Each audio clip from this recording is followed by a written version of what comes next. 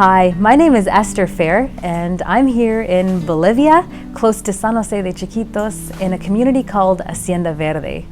So God called us here to Bolivia just over 3 years ago. When we came here, it was my husband and I and our 4 kids, so Benny and I. And now Benny has passed away almost a year ago, and so now I'm here by myself with our 4 kids. But God called us here to work with radio, specifically with Plotich, with Low German, to the Mennonites here in the colonies, and just building relationships with people and just bringing the good news to them. And so the way that God called us here is that my dad's family moved from Mexico to Paraguay and then to Bolivia many, many years ago, before I was even born. And so they grew up in the old colony, and by the grace of God, my parents decided not to, or else I could have grown up the exact same way. And so I always heard stories about what happened in the colonies and the darkness, and just that they have religion, but they're really against the gospel and don't understand the freedom of Christ. And so I always heard the darkness that goes on in the colonies. But then where it changed for me is in 2013, there was a song that came out, Ekran en Jevnich Up. It was a Plotich song, and it came out, and I found out it was made in Bolivia. And this gave me hope for Bolivia. Wow, there's something good that came out of Bolivia. And so that was the start of God's call for me here to come to Bolivia.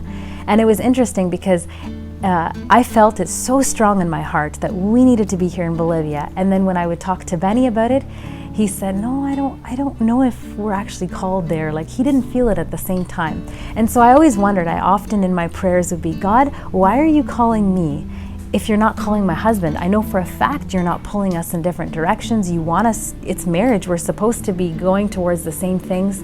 And I never quite could figure out why. And so I waited over the years, and we had different plans. Sometimes we thought about moving to Mexico, and we actually thought God was calling us there too, and Benny felt that. But the way it all turned out is those doors closed. And so we were kind of saying, okay, God, we're gonna wait until we know what you want from us. And so approximately 3-4 years after where I got Bolivia into my heart, we got a phone call, and the call was from an EMMC mission director that asked, are you guys interested in serving in Bolivia? And that's where there was an awakening for Benny. And so Benny also felt the call, and once he got the call, it just, the way it happened is that he got it just as strong as me. And so then all of a sudden, after all these years of waiting, God finally placed it on Benny's heart too. And I said, wow, like at that time, I didn't understand why I felt the call so much earlier than Benny did. But now, looking back at our last year, I could have never imagined in my wildest dreams I would have lost my husband here on the mission field, 2 years and 4 months in to serving here. And that was hard. It's been a tough year. And so after Benny has passed away, and it was sudden, you know, he got sick, and it was just 3 weeks after he got sick, he passed away from healthy to gone. And so it was a shock for all of us, for our community. I think back home, it was a shock for people. And I think we were all wondering why. And I still don't understand to this day always how God works, but I do know He has a plan in everything. So once everything had kind of settled a bit more, I said to the kids, like, what do we do? Do we leave Bolivia? Like, I wanted to get their feedback as well. Coming here, we very much involved our kids about them having peace about moving here too. And so I wanted to see what they would say now with Benny being gone. And right away, the feedback I got from all of them is, no way, this is home. We want to stay here. And that confirmed my peace as well. I had sensed the same thing before I asked them. I sensed that God wasn't done with us here yet. When we moved here, Betty and I were hired on a 4-year contract with EMC, with MEM. And we always said, we'll go, and the contract, yes, it was something to us, but we always said till God says otherwise. And so that's how we went here long term. And so now I'm still in the same boat till God says otherwise. That's how long I'm here. And so I still have peace to stay. So looking back at my call now a little bit, I never understood, why did I get called before Benny? And now I feel like I do a little bit more. If Benny would have been called first and I would have just gone with him as being supportive and moving here with us, I would have been gone now. But somehow God called me as well, and he made that very clear by calling me first. He already knew Benny's days, and so I believe that was to give me peace to stay here, that he still has something here for me, even though I love doing missions with my husband more than ever, and I have to relearn, how do I do this now? I don't have this team like my husband to be able to teamwork with on doing stuff, and I miss that.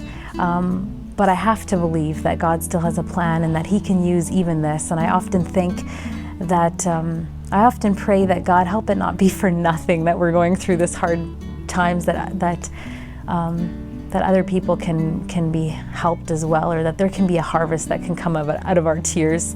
And so we're here, and so we continue on trying to relearn how to do life now. And I can't really believe that it's been a year already, or almost a year, and that we've survived. Other times it feels longer, but God has been faithful and he's been helping us.